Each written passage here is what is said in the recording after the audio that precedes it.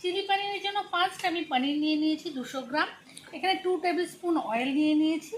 এখানে red, yellow, green capsicum, onion and green chilli, আর এটা হচ্ছে স্প্রিং অনিয়ন। আর সবচেয়ে মজাদার ব্যাপার, আজকে আমি বানাবো হচ্ছে চিংসের পনির চিলি মশলা মিক্স দিয়ে। তো ইজি প্রসেসে মাইক্রো ওভেনে আমি কি করে বানাচ্ছি চিলি পনির, চলো দেখে নিই। মাইক্রোসেভ বোল নিয়ে নেব, এতে আমি 2 টেবিল স্পুন অয়েল অ্যাড করে দিলাম। আর পনিরগুলোকে অ্যাড করে দিয়ে এর মধ্যে দিয়ে মাইক্রো মোডে 2 থেকে 3 মিনিটের জন্য কুক করে নেব। মাইক্রো ওভেনে ঢুকিয়ে দিলাম, দিয়ে আমি এখানে টাইম সেট করে দিলাম, 2 মিনিটের জন্য টাইম দিয়ে দিলাম।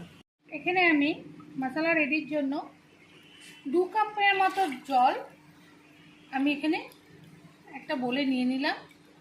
নিয়ে এই চিং মশলা যেটা আছে সেটা এর মধ্যে মিক্স করে রেখে দেবো। 10 মিনিটের মতো এটা মিক্সিং করে রেখে দেবো। হয়ে গেছে, এবার আমি এটাকে বার করে এখানে আমার যত সবজি আছে সব অ্যাড করে দেবো। এখানে আমি capsicum, onion, green chilli, yellow capsicum, red capsicum add করে দিয়ে আবার এটা আমি 2 থেকে 3 মিনিটের জন্য মাইক্রো করে। এবার আবার আমি এখানে মাইক্রোর মধ্যে ঢুকিয়ে আবার আমি এখানে টাইম দিয়ে দিলাম 4 মিনিটের মতো, এটা কুক হওয়ার জন্য। কমপ্লিট হয়ে গেছে, এবার আমি এটাকে বার করি।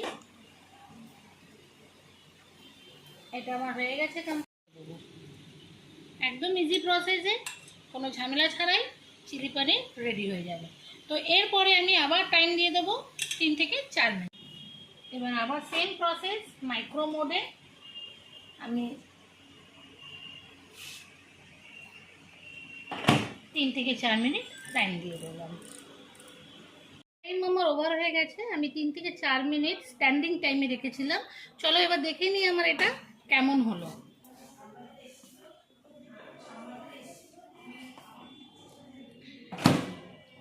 ভীষণ সুন্দর হয়েছে। কেউ যদি মনে করো গ্রেভি একটু কম রাখবে তো আরেকটু টাইম দিয়ে দিতে পারো, আমি একটু গ্রেভি রেখেছি। একদম ইজি প্রসেসে বানানো হয়ে গেছে চিলি পনির। চলো এটা আমি সার্ভ করে দেখাই। সার্ভ করার আগে আমি একটু স্প্রিং অনিয়ন উপর থেকে এটা ছড়িয়ে দিই। আমি চিলি পনির রেডি করে নিয়েছি এলজির মাইক্রো ওভেনে, একদম ইজি প্রসেসে। আমি এটা গরম গরম ম্যাগির সাথে সার্ভ করছি।